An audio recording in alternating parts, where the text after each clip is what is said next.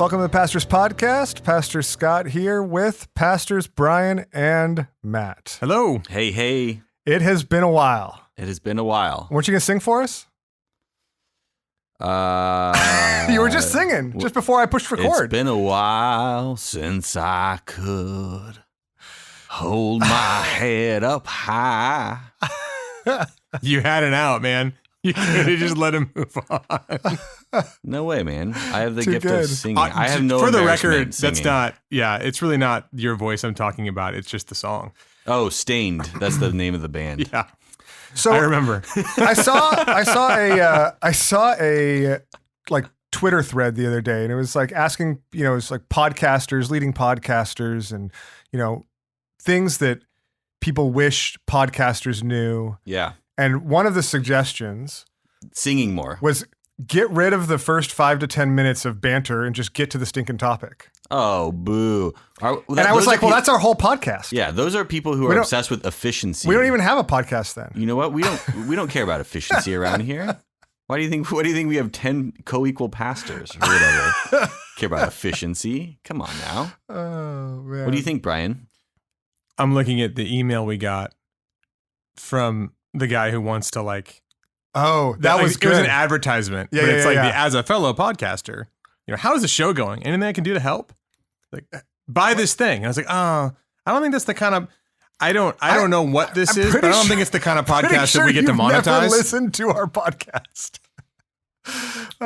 But You're We're getting trying. exactly what we you are pay this for. close to blowing up the Pastors Podcast. I'm going to try to sneak some advertisements into the podcast. I don't know if you guys are getting paid, but sometimes after a long, hard day at the office, all I really, really want is a Slim Jim. Why does Matt keep bringing up Snapple? I love the idea. over and over again. I love the idea of Slim Jim as Matt's sponsor. I thought of it because there's one in the kitchen over there. Really? Yeah, there's like one in the kitchen. I don't know where it came from. I just saw it on the way over here, though, in the kitchen. I would love to know the story of the Slim Jim. It probably in the has been church here office since like kitchen. the 60s, honestly. Someone probably found it in a corner somewhere and they're like, oh, this is probably Who's in still with the good. books in the hallway? Yeah. Is that kind of like the ashtray in the foyer? You guys see that? I did see that. Well, Yeah. hey, we're open to all. For the record, it was part of the communion center that holds the crackers. Anyway, it looks just like a ashtray, and sitting on an end table in the foyer where it got left, I was like, it looked like a scene right out of the 70s. I think that used to be more controversial back in the day, huh? Having an ashtray. Churches and smoking Ashtrays? cigarettes. I think there's still a lot of cigarette smokers, but it seems like it's gone to vaping a lot. I don't know. That's true. Like if you have people smoking, is that like a bad sign that like, I don't know, smoking and the morality of smoking. Is that what this podcast is about? The morality of smoking? Smoking's not great. Just gonna go out on a limb. Okay. Scott's taking a stand. Scott's on the negative. Brian, are you on the affirmative? All right. So Big swing. what's the? I'm just saying, I feel like that was like a 90s controversial church thing is like, I just you have remember smokers in the going back to or whatever. seminary. It's like we're reaching people who are sinners who are struggling. Yeah. For my master's degree, I was at an institution that you weren't allowed to smoke, but drinking was cool. Drinking was allowed. And then for my doctorate, I went to a school Alcohol, to be clear. where drinking alcohol. What else are we drinking? Just, so drinking, just Okay. making sure. Okay. Where the other school, drinking was not allowed, but smoking was cool. So cool might be an overstatement, but allowed. It's really interesting. To Yeah, each his own, huh? It's complicated. All right. I'm not sure they would say to each his own. I'm not sure we would say to each his own. Honestly, just do whatever your heart feels content doing. That's the main takeaway Follow from the your heart, from the Pastor's Follow your Podcast. heart. We are far afield, as Brian would say, from the topic of Shocker. the podcast today. I've been just waiting. I've been waiting for months to do this podcast. I got so much good banter. I don't know. How long has it been since the three of us recorded a podcast together? I don't know. A long time. Okay. So the goal of this podcast, we just released one and kind of an update on the manhood womanhood conversation. That conversation, that was great. That was a great podcast, by the way. I really appreciated all the content on church, what's upstream behind a lot of the manhood woman. It was a great. If you're listening to this podcast and you haven't listened to the update on manhood go woman, listen to that one. go listen to that one. It's really great, and it gets into the details of good information really quickly too. It's also true. Unlike Unlike this banter one. in the unlike beginning. others, yeah. Unlike other podcasts out there. It's almost like Meredith is a major improvement over me. Because you two are in the same spot. He's starting to notice, Brian. Yeah. Anyways. So the next episode's going to be the next installment of Cornerstone Church History with Pastor Jim, Oh, that was great. which was too. also a great. I really enjoyed that conversation, Man. and I think that it only gets better because like the more like modern we get as we kind of get out of the 30s. ancient days of the starting years, there's just more and more information. There's Yeah. more and more stories. There's more. So, anyways, I'm really looking forward to that. There's a lot more close contact with the people who actually lived it. Yes, exactly. So Yep. So right in the middle though is this episode, yeah. which I just wanted to take a minute to do a little bit of a summer recap. Look back. We've got the family meeting coming up where we're going to kind of look at some of the things that the Lord's been doing, but just from your perspectives, from our various perspectives, kind of what were some of the highlights church wise in over the summer and kind of where we're at, where we're headed, what's been going on, what we're excited about. Are we not going to talk about your leg? So that's a part of the summer recap, I guess. Okay, because you were talking like church stuff. It's like the end of spiritual July, stuff. though. We got a lot to cover. Oh, okay, you want to start early. a lot of with that. important things. Okay, to VBS cover. was a huge success. VBS was super exciting. It was awesome. Super exciting. A lot of kids, so much ministry happening, so many good things. Great, great skit, great teaching, great music. Was just a blast. Decorations too were pretty crazy. Yeah, Like they're always They did a good, but great it job. was like really cool. Yeah. I mean, it's such an. Great I mean, to I have it think back. it was really nice to have it back, particularly after the last couple of years. Like, what a sweet kickoff to the summer, and so thankful for all the volunteers. Everybody. How was it? How was it for you, Matt? I mean, like that's something you were deeply involved in Yeah, for a lot of years, and are like have passed it on. yeah. It was Seems like it's getting better. probably the best. I'm sensing a theme. The podcast is better without me. VBS is better without me.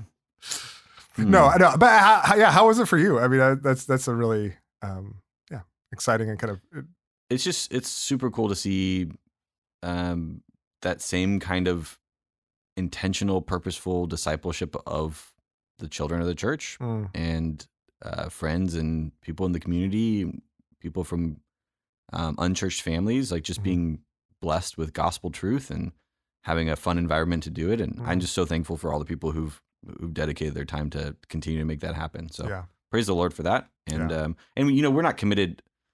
We're not committed like specific programs, right? Like if there's a better way to minister and reach out and share the gospel broadly with the community and with the kids in the church, like we would do it. But so I'm not committed to Cornerstone Kids Camp. It has to be the same. I've done it every year, right? Yeah. It's awesome to see a new iteration of it and people taking ownership over it and just investing in the next generation for the sake of the gospel. It's great. I was super excited too to see so many of our older kids serving and Yeah, that was investing. Where I remember, I don't know, 10 years ago, we had a bunch of older kids invest from other churches, right? Like they were here and would come and like be a part of it with us. But I don't know, that was kind of a new piece that filled a lot of holes and provided a lot of even just kind of micro generations, but intergenerational connection and investment, which was really cool to see. Yeah, and I think that connects to even some of the life group launching that's happened. Some of that happened earlier in the summer. Yeah. But even just, I think it's just a powerful vision for life on life discipleship with young middle school and high school students. Yeah. That you see that kind of fruit of saying, hey, like these are students and kids, teenagers who want to serve. Mhm. They've been served for years and now they want to serve. And I think that's such a powerful picture of just the church as a family, not as an organization, as another podcast would have said. that I told you to listen to earlier. So one of the other big kind of emphases or themes for the summer was doing something together. Emphasize.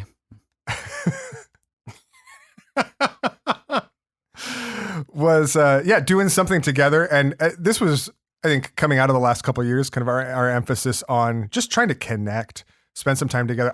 I was super encouraged to see all the different things going on. I think ways people were able to connect with one another. Is that something you saw? Is that something how do you, looking back on the summer, how do you think that fit in, and where do you think we are as a church when it comes to just the connections, interpersonal connections, and kind of the building and continual rebuilding and reestablishment of community here? There's a ton of things that went on. I mean, I think I was surprised. I mean, I thought that was a cool idea, but like people seemed to glom onto it, and not just like the same like 10 people. Yeah. I mean, there were random things like a picnic that kind of blew up in the green space like one day in the summer. It's like someone invited someone who invited someone, and just all of a sudden there's all these people hanging out. I think there were we had our community groups tried to kind of get together with a pastor that kind of oversees those groups, and also to foster some of those cross community group relationships. So like I had a bunch of people over at my place, and I know that happened like across the church, and that was really fun. The Vaughn's game night is like like this phenomena of, I mean, it's like this thing that's like happening and people are loving it, and there's all these different ways that I didn't I think I just assume everyone's busy. You know, like I just kind of think everyone's too busy for everything. And it seems like I'm just wrong. Like people are busy and people feel like they're extended in a lot of ways, but they also, I think this summer, a lot of people at least saw the need for relationships and saw kind of the joy, the enjoyment of being able to do it in a like kind of informal, almost like low stakes kind of, like it's something where you're not trying to get a bunch of stuff accomplished. Where you're like, yeah, we're playing board games, and that's a great facilitator for conversation. It's a great way to be, with other people and having fun together. We're having a picnic, we're having a barbecue, like all those things. And there's a bunch more. Like Nicole has a whole list of things. Yeah. But I found it amazing and really encouraging. And personally, it was helpful for me because I think that I tend to only realize the benefit of those kind of things after they're done and not before they start. And so for me to kind of be told like, hey, like, let's try and do something together this summer, even as one of the passions, like I want to do this too. I want to be a part of that.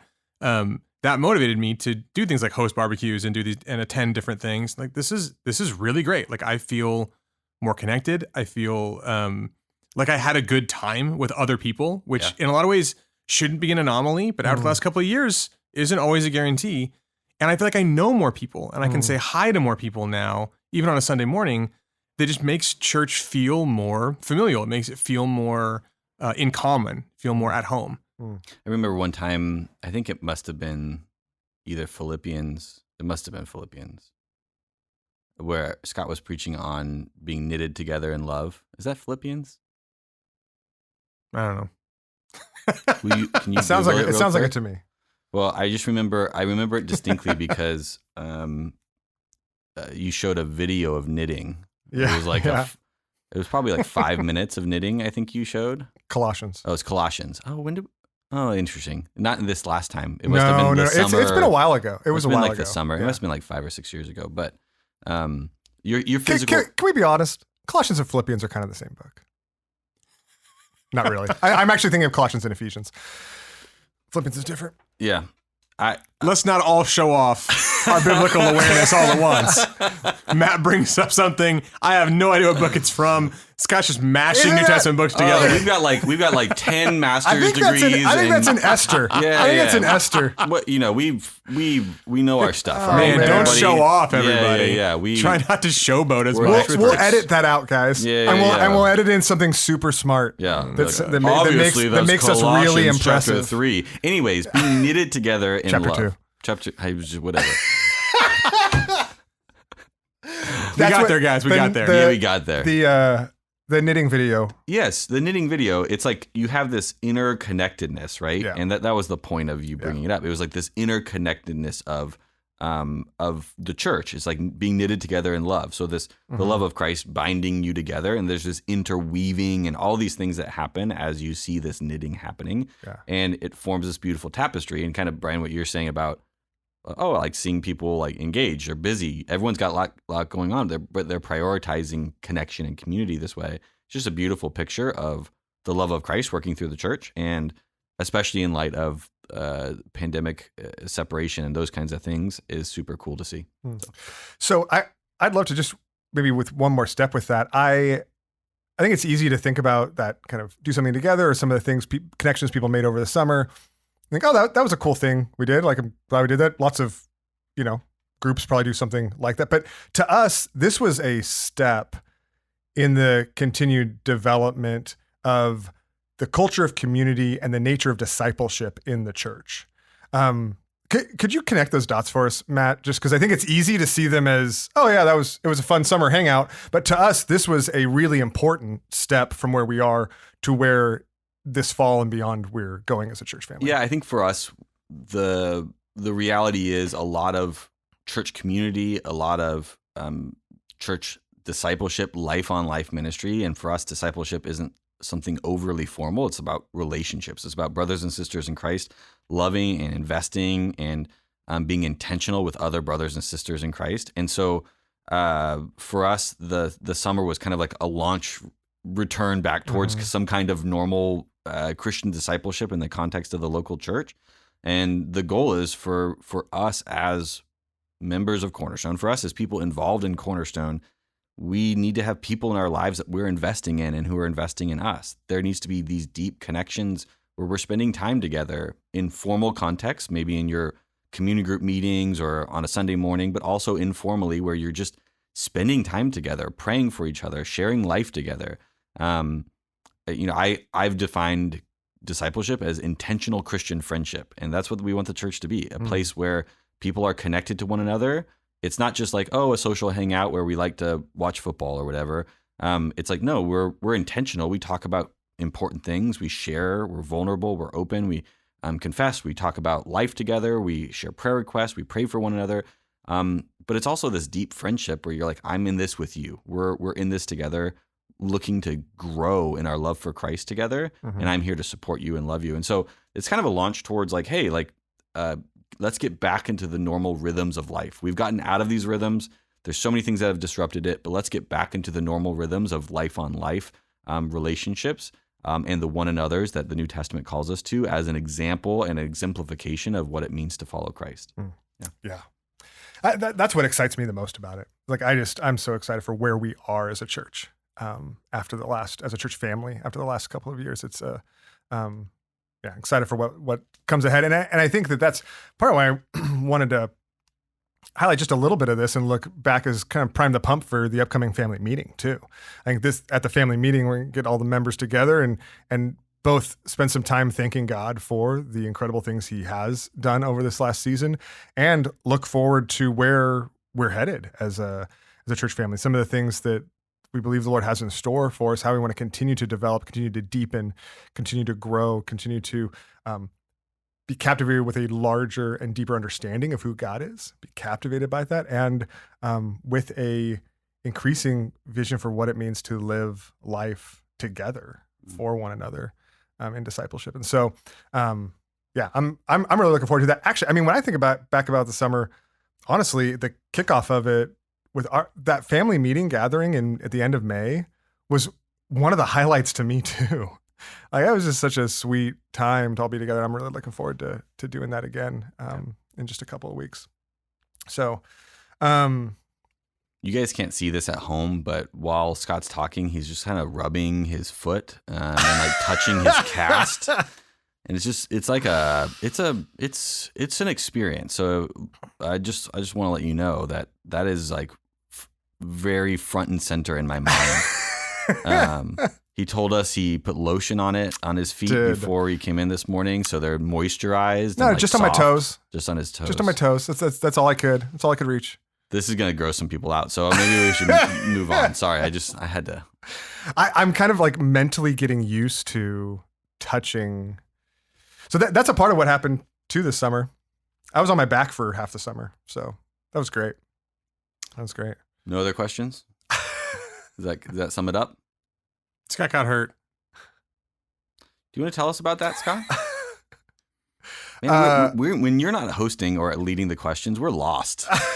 So Matt did say it on a Sunday morning, and somehow simultaneously managed to play the victim in terms of having to preach in your place, which was somehow my fault, and then managed to use you to make fun of me. Yeah, it's amazing. Yeah. Scott got hurt because that's Brian's thing. And that's basically what I heard, which I think is the mark of a pretty clever mind. It's hard to do clever that level of. I mean, I don't know if I could have gotten there. That's all I'm saying. I don't know if I could have gotten there. You're welcome for that. And yes, we have shared a little bit, and shared a little bit. But that's one Sunday. People miss it. It's more to the story. Well, actually, we realized. I realized, like, we shared that one Sunday, and I'm like, oh, okay, like, it's been shared now. But well, then someone thought you, like, they saw you, like, on the peg leg, and like, did he lose his leg? So Somebody's like, I heard you were on a motorcycle. I've heard lots of things. So I was on vacation. Well, I was on a family trip. Scott has, for those who don't know, Scott has a very important taxonomy of, like, leaving town. The vocabulary it's meaningful. It is meaningful because if you call it a vacation and you're with your kids, you get really discouraged. Yeah. Because you're like, this doesn't feel like a vacation. Right. So Scott calls that a family trip. That's a family trip. And a trip with your kids to visit other family, that's another level. That's an extended family trip. Mm-hmm. That's a which again is a step away from a vacation. Yeah, no vacationing. No. Does it it's a step away change from a with vacation. older kids? At some point, when your kids are all like 15 and over, like are you? Is it still a family trip? And B, do they resent that? Like, so what happens next? That's interesting. It does change for sure. Because actually, Laura and I were having a conversation just, I don't know, maybe a couple of years ago where we were planning a vacation and we decided we would rather go on a family trip. Like there was a preference to, we've only got a certain number of years with these kids in the house. Like we should kind of prioritize this. That's really what we want to do. So it's not saying a family trip is less than a vacation. It's just, you're saying the expectations need to line up with what the trip is. Maybe when they get older, it might become a family vacation. Yeah, except at some point they start having kids probably, and you've got grandkids. Well, that's a whole nother. Yeah, that's a whole. I haven't discovered that category yet, but that is a separate category. Of thing. So, anyways, so Scott was on a family trip. I was on an extended family trip. It is helpful. For people. It is actually, because people are like, I keep going on vacations and I'm not rested. Yeah. It's like, and I just want to say, you haven't been on a vacation. Yeah. I'm not saying you should go on a vacation. I'm not saying that's not like a biblical thing. I'm just saying it's helpful in your head to know that you haven't been on one. Is it unbiblical? No, it's it's biblical. I'm just saying you don't like. I'm just saying it's helpful if you haven't actually been on a restful vacation. It's helpful for you not to think that you have done that when, anyways. It's a good point. I think it's a very valid point. I was on an extended family trip with at my brother's place, and long story short, went for a bike ride. How long was your bike ride? It was a 40-mile ride. Is there a reason you went 40 miles? Because I wanted to get almost 40 miles. I wanted to, yeah, exactly. I wanted to go on the so close to the next town over. There's a great bike path that like takes you all the way, and then once I got there, anyways, that's a long story. My cousin owns a hat shop. I thought I'd go by it and take a picture, and so Did you get the picture of the hat shop? I got the picture. I got out 20 miles and I rode back 19 and a half. And at the 19 and a half, on the same road, on the same path. Yeah. And there was like 100 turns on this bike path. It's a very like windy bike path. I'd done a ton of turns, and I came up to this turn. It's kind of like a 90-degree like turn, and came out at, pretty full speed. And you came at a 90-degree turn, full speed. Not like full speed, but I had a good speed. At a speed that I would normally take a turn at, and realized too late that after the rain the night before, it had washed gravel onto the path. I was on a road bike, so like really skinny tires, and once I realized there was gravel there, I tried to slow down, but it was too late. And so I tried to stop. Was it tried there to turn. when you went out? It was. I must not have. It was. I either missed it or wasn't going as fast. I think because of the way that the length of the straightaways, I wasn't going as fast the other direction.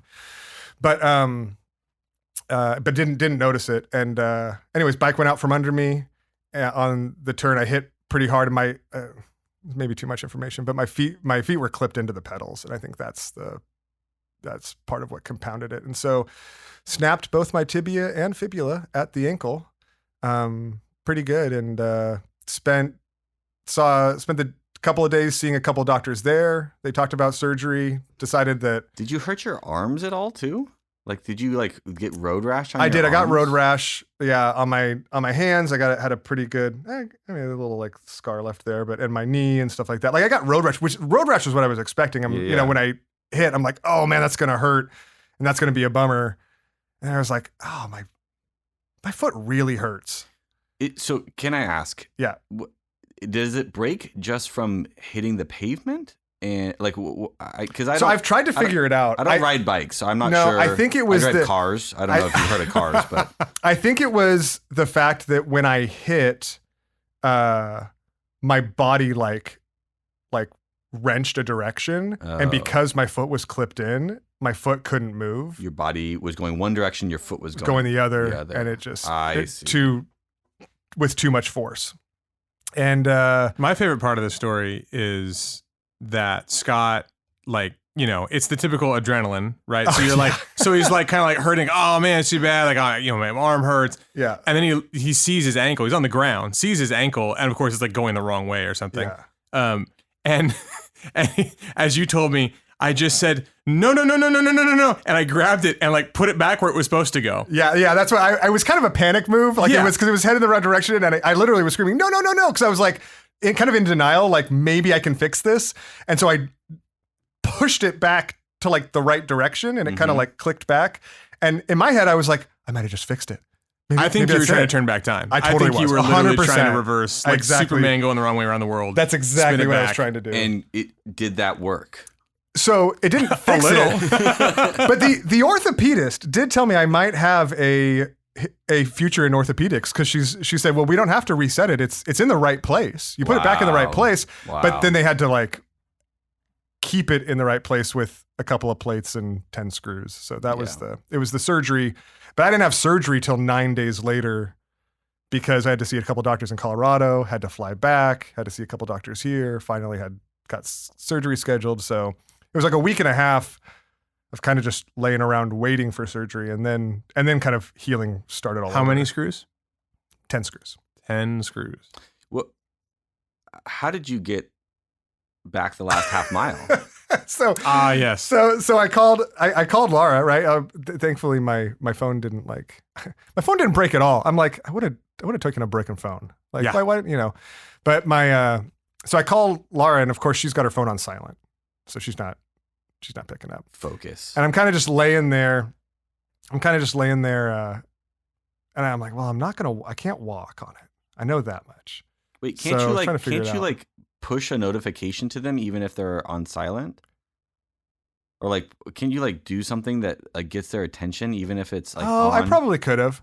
But pretty quickly after that, like I was still kind of trying to figure out what I was going to do. And thankfully this part of the path, there was a lot of this part of this path was like out in the middle of nowhere, but this part of the path was kind of by a road that was up a little bit of a hill. And some guy stopped on the road and comes walking down. This is my other favorite part of the story. And comes walking down the hill. He's like, hey man, you need some help?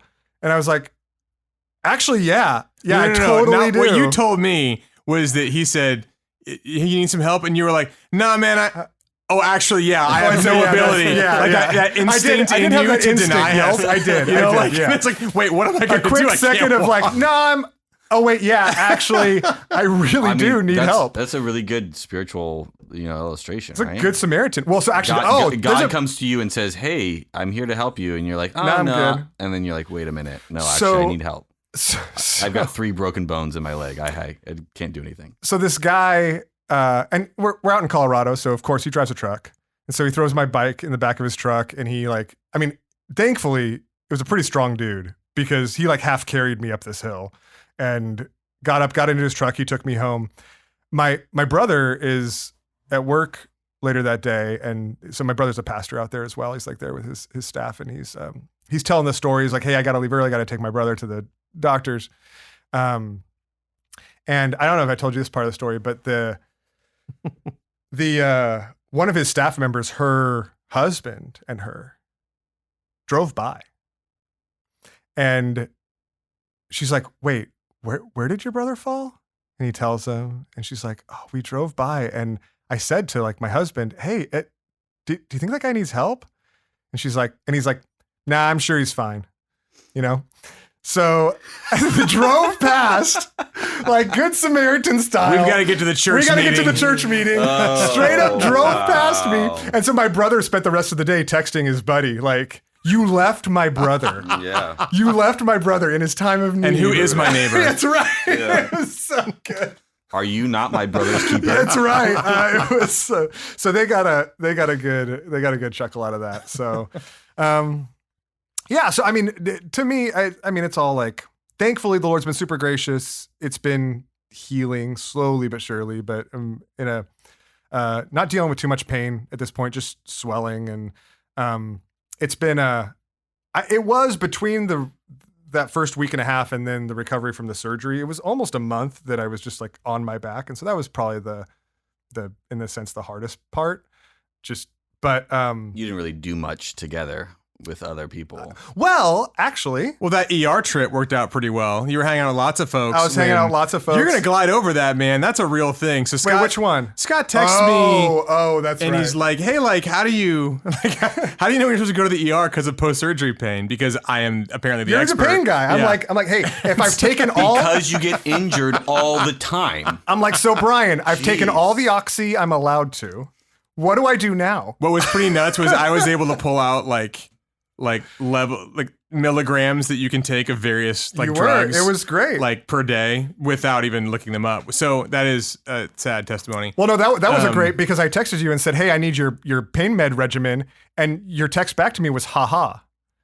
And I That's was right. like, no, really, I need your pain medication regimen. I'm not actually making fun of you this time. I actually need it. Yeah. to know what you did. But yes, this guy texts, and he's like, "Hey man, like the pain's pretty intense. When do you know if you need to go to the ER?" Yeah. And I'm like, how do you like, I don't know, they do the pain level thing. Like, where are you at?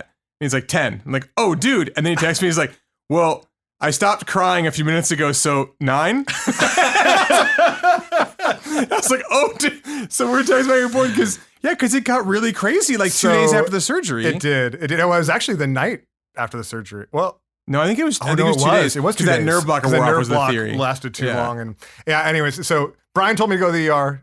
Dennis Durr told me to go to the ER, and so then I sat at the ER Did you 4 hours. Wait, did you double check with Dennis? You're like, "Brian told me this, but like I'm gonna I told him to. actual No, doctor." but he Brian should told have me anyway. Brian told me you should Why go in to the world are you listening to Brian if you have a Just doctor, an actual general, doctor? Yeah, there's a real doctors you can go to. Yeah, in this Text area. the surgeon. Yeah. But So 4 hours in the ER. 4 hours in the ER. I don't remember Because they were it like- was so Because that was intense. nuts. Yeah, that was. I mean, that's a really crazy experience to just It be was. kind of delirious. They from ended up pain. giving me a shot of morphine. And Did you go by finally, yourself? Laura took me, and I mean, honestly, I mean, as rough as it was on me, it was probably just as rough on her, just Yeah. sitting there watching me. I mean, I know would that be like comparable to like a vacation because the kids weren't there? I need some other I need some qualifications. Is it a date night? Is it a date? Does this qualify as a If date? it's just you and your wife, but you're at a 10 on the pain scale and you're in the ER, doesn't count. This Yeah. is good. These are good So, caveats. anyways, you that gotta was- define the. But then, DTR. I mean, they gave you some stuff. They and gave me some slowly stuff. you healed. I weaned off the. but it wasn't like the I heavy got stuff with it. surgery and then like, oh, it's been No. healing. So like there was some crazy stuff No, that it happened. was a pretty, and yeah, a lot of that first couple of weeks was pretty crazy. But to the theme, and I was reflecting on this even just as I was thinking about the passage for this week. We felt really cared for by everyone around us, and part of the problem is, right, like you want to do something, but there's nothing to do. But even just, text and stopping by and moments to talk. It's been an interesting process. I think that I think sometimes I want, and I think sometimes people want with moments like this, like the epiphany lesson that you learned. I don't think I learned some lesson. I think I'm gonna write a blog post about this, but sometimes a patch of gravel's just a patch of gravel. Like I think that this happened because we live in a fallen world, and I hit a patch of gravel, and I'm not sure that the Lord was like, I really need to teach you something. Like I don't actually think that's how the Lord works most often. He wasn't like getting you back for something. No, I really don't think so. I'm not sure that's the gospel. But he's been super gracious throughout to meet me in every moment, to teach me subtle things and quiet things along the way, to continue to show me and not the, like, I don't know, in a lot of ways, not the obvious lessons. You're like, oh, okay, he needs to teach me to slow down. Like, well, I mean, yes, I've slowed down. I cannot move at the pace but he's so much more nuanced, wise, careful, complex than that. And he leads us like quietly by still waters and guards us and cares for us. And I think I've had encouraging days where, like, this is just going to continue. We're just going to keep going. I've had super discouraging days. I've cried multiple times. This isn't totally abnormal, but I've cried multiple times for, like, I don't know why. Right? Like, that's weird. Laura walked in the door from work. I guess I'm feeling emotional today. I don't know where that came from. Right? Like, and I mean, and sometimes I'll like tear up, cry like that when I'm on my bike, but like when you're like riding down the beach and like see a beautiful day and hear a beautiful song. I mean, like the Lord works and leads and teaches in all sorts of different ways, and through both the beautiful and the powerful and the difficult and more limited. And so it's been I'm not sure I could sum up what he's doing in a simple way, in the way that I would like to, and be able to like tell a testimony that has a point. But I mean, has demonstrated himself. There was the people that drove by you. Well, that's pretty great. I mean, that's a pretty fun part. That is a story you can tell. That is. So there's lots of different, lots of little stories. Don't presume that people don't need help. Check to make sure. Check to make sure. There's some lessons that you've learned about what other people did wrong in the situation. That's right. I mean, honestly, even loneliness, like there's sometimes people showed up, at just the right time. I'm like, man, I'm so glad you're here to talk. There's other times like people showed up and I'm like, I'm so glad to get to do this, but like, I'm not really up for this right now. And there's other moments. I noticed that when I saw you. Yeah, I know. And there's other moments where you're like laying there and you're like, I wish somebody would stop by right now.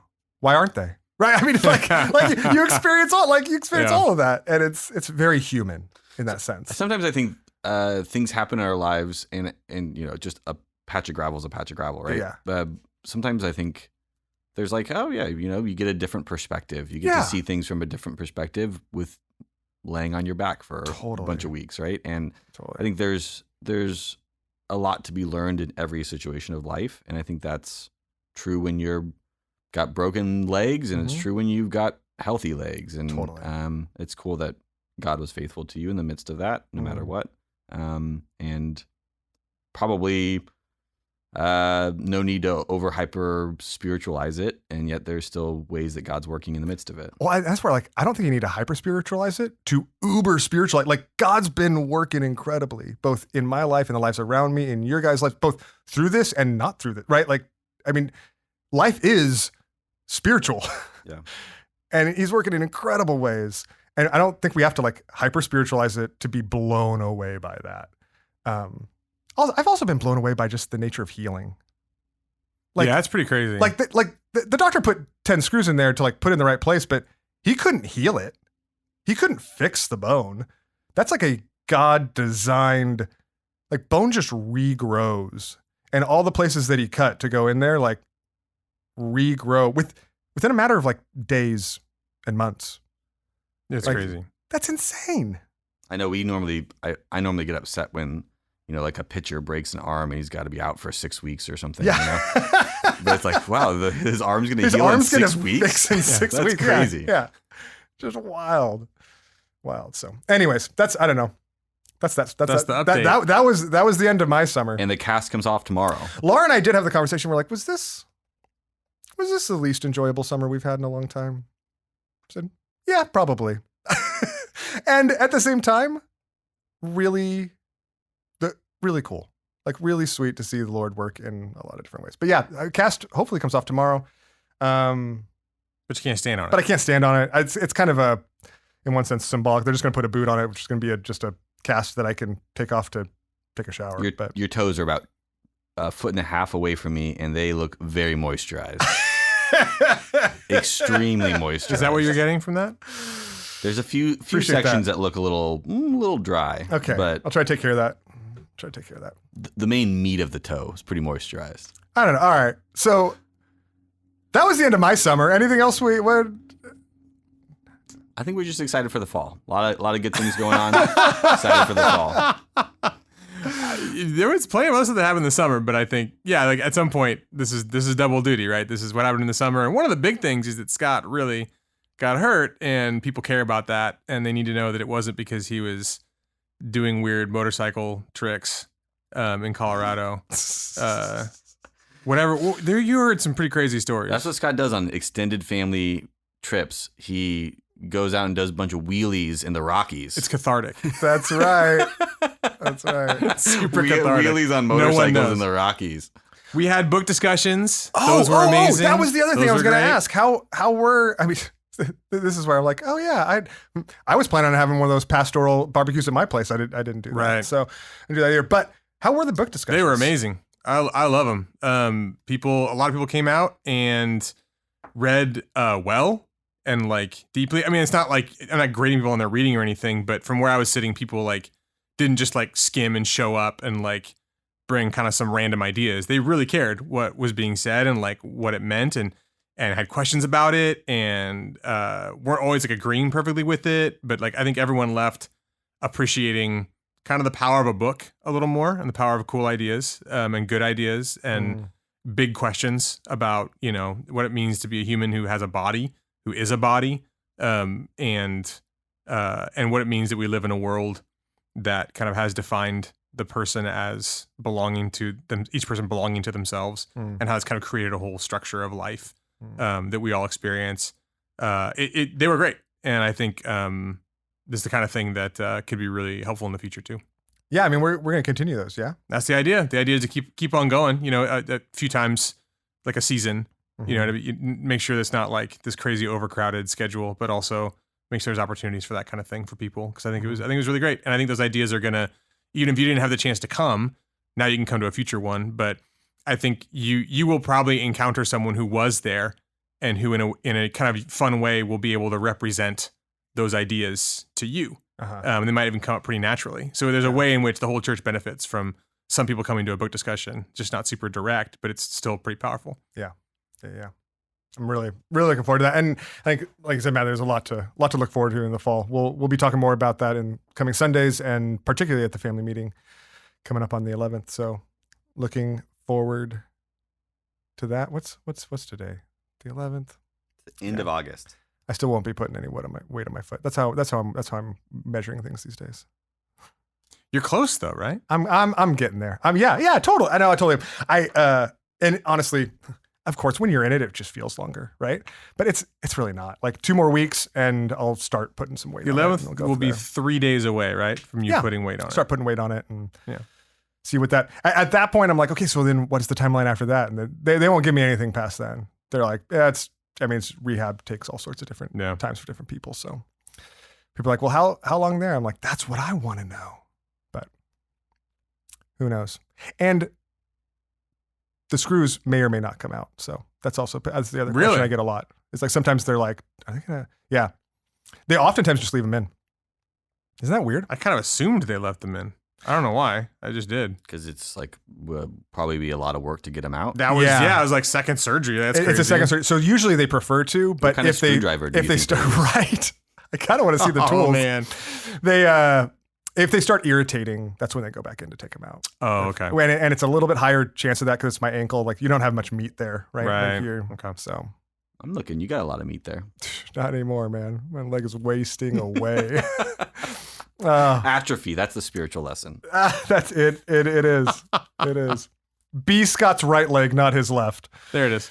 You don't want to be the left leg in this world. You want to be the right leg. The other lesson, don't ride bikes. Man, I can't wait to get back on a bike. Yeah? Yeah, I love riding bikes. I'm not sure I'll ever clip back into my pedals, but I can't wait to get back on a bike. Without being clipped in, you probably would not have broken your leg. I don't think. I think if I did, it would have been minor. Like well, I mean, it's all conjecture at this point, but I think I might have, like, the impact might have cracked it, but I don't think it would have snapped the way it did if I wasn't clipped in. This it's all conjecture. This episode should come with a warning. Several warnings about different things. I think people know to turn us off when they're done. You know, they're like, that's enough of the three of them. I turn them off when I've had enough. So who's listening now? Can we cold open with that? That's the right cold open. Yeah. All right. I think this has been long enough. It's been 45 minutes. I think that's good. Thanks, everybody, for listening. Thanks for hearing my story. Been 45 minutes. It felt like an hour and a half. Sorry, everybody. Your workday is not as far done as you might have thought. That's right. After listening to this. Thank you. Honestly, thank you for your prayers. Thank you for your support. And thanks for all the ways that you both love us and love each other as we continue to build the community that the Lord has called us to here in West LA. We love you, and we'll see you on Sunday.